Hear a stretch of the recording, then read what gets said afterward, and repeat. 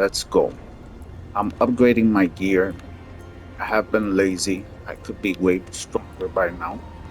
But I did notice that my build was based on overpower. So my last video I showed my overpower build. And I decided overpower doesn't trigger enough as vulnerable does. So I switched everything up towards vulnerable. Now I'm a full concentrated vulnerable. I went half and half, basically. I went half and half, increasing my vulnerable damage by a lot. And it's basically evened out. If we look at the stats right here, and we look for overpower damage and vulnerable damage, you see right here, but they do such amazing damage. They balance out. Every time I do vulnerable, every time I do overpower, is just OP. And they overpower doesn't trigger as much as vulnerable. Vulnerable is constant. It's just constant. And then I I would like to increase my attack speed a lot more, but I'm guessing upgrading my gear and stuff, I'll get there. I will get there. So if we go to the tree, I went straight up for the exploit glyph, upgraded that to 20 or 21, I don't remember. Then over here, I went for Carnage Tree. I left that the same. And I put right here the Eerie, which increases everything berserking. And as you can see, I'm going for a lot of berserk, a lot of berserk. Then I went straight up for the Blood Rage tree, Blood Rage Paragon board, and I put Territorial, which increases damage for close range targets. So that's the next damage modifier that I've been going for, which is close range damage. And I try to get, if I could get anything, I'll try to get close range damage as well. I'm not using a two-handed slashing. I'm using a club, but it increases vulnerable damage, which is very useful. All these vulnerable damage increases. This is the Decimator Paragon board, by the way. So we went straight up in and we grabbed all this vulnerable damage increases. And I put over here Arrogance for damage. What is it? Vulnerable damage, basically. More vulnerable damage. Or damage reduction from vulnerable, I mean. Ugh, I'm losing it, guys. I'm losing it. This is damage while fortified. Since I'm fortified all the time, I love it. Undaunted. The Undaunted glyph. So damage, here we go. Vulnerable damage. And then when I went in this one just to grab this, which is Bone Breaker, which every 12 seconds guarantees an overpower. So that's what's triggering the overpower. In between that is just vulnerable, vulnerable, vulnerable, and then boom, overpower. So it jumps from here to there. When we go to the skill tree, what did I change in the skill tree? So obviously only bash, that's what we use, and the rest are just buffs. Rallying Cry, we have strategic rallying cry, 3 and 3 here. Then we got Iron Skin, and we took it to tactical Iron Skin. The build is basically the same. 1 and 1 here for that Thorns and Bleeding. Challenging Shout, and only enhanced Challenging Shout, no more than that. Rallying Cry, and then we went Power War Cry. I changed. I increased the duration of shouts. That I did change. I don't remember where I took it from. Oh, I took it from here. Then I put gain damage reduction while berserking. We're berserking a lot, so damage reductions are so good. I didn't have enough damage reduction. I was dying more. Now I'm stronger. This one, Steel Grasp is very useful to trigger to trigger berserking, and I have increased berserking duration, so it's just another trigger for berserking. Pit Fighter and Sling Strike 3 and 3, and then we 3 out all this for survivability. Over here we have 3 and Wallop, which is increased damage to stun or vulnerable with bludgeon weapons, which is that's what I use.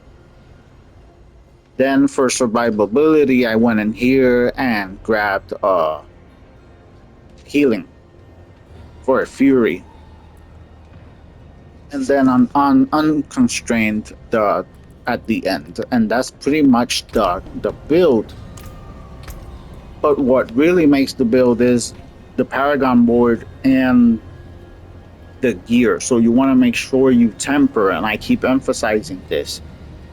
You want to make sure you put in your weapons, you put tempering for bash, because that's what we use. That's the creme of the build. And if you could put anything else, I put, as you can see, damage to close enemies. So over here we have bash, damage to close enemies. Bash, damage in general. I wasn't able to roll close enemies there. And this one is close enemies and more bash. And as you can see, the pole has vulnerable damage. And these two clubs have overpower damage and vulnerable damage. So it's a mixed match of vulnerable and overpower. That's just the way the build rolled out for me. Obviously, I could be a purist, but it will take so much more work and time. And I'm already playing other games. But I'm enjoying this season of Diablo, so I keep coming back and putting an hour or two in. So that's why I'm like slow progress. In the helmet, I put, let me see, what is the legendary aspect? When there are 5 close enemies, stun them for, so obviously I don't have, once again, the correct legendary effect on my helmet, because every time I switch my damn helmet, I forget to put the legendary effect. Anything that says imprinted, well, that's the one that it goes there. I have Undying. Over here, I have Conceited. In my legs, I have Might. In my boots, I have Hectic. In my weapon, I have Moonrise. Then I have Edge Master. Bloodsucker, not Bloodsucker. Burning Rage is what I have in this one, which I really like, because while berserking, I start bursting in fire. And it's like a visual notice that I am in berserk mode, and I like that. I like having a visual notice that I'm in berserk. Obvious, because there's a lot of screen clutter. So having an obvious visual that I'm in berserk really helps me out personally. Then we got Rip It. Then the rings, I have what do I have here? Adaptability. And I have Inner Calm. And then I have Iron Warrior. So it just works out. Everything works out for me. I even forgot what I had in the helmet. I don't even think it matters since I do so well, but I'm obviously gonna find it and put whatever I'm needed there again. But this is the gear I'm gonna roll with. I'm not just gonna keep farming for gear. This is it, boys. And then I'm using the two-handed axe, and this is a critical strike chance, double attack speed. So I'm trying to get attack speed. As you can see, I have attack speed in my amulet, I have attack speed in my rings, both of them a good attack speed. As you can see, I have attack speed in my gloves, so I really emphasize on attack speed so I could get the most out of it. Then on everything else, I try to balance the life and armor. Life and armor, as you can see, I have 45k life, and if I use potions, forget it, I'll be up there. But and another thing is hard to balance is the resistances for the fire resistant. The like, my God, I've been struggling trying to balance this out. Yeah, I guess as long as I know what type I'm fighting, I could tweak it and change it. So but mainly I keep it with fire and poison because those are the more devastating to me. But if I just so happen to know that a boss is gonna be extra lightning, I'll put lightning defense and lower the rest.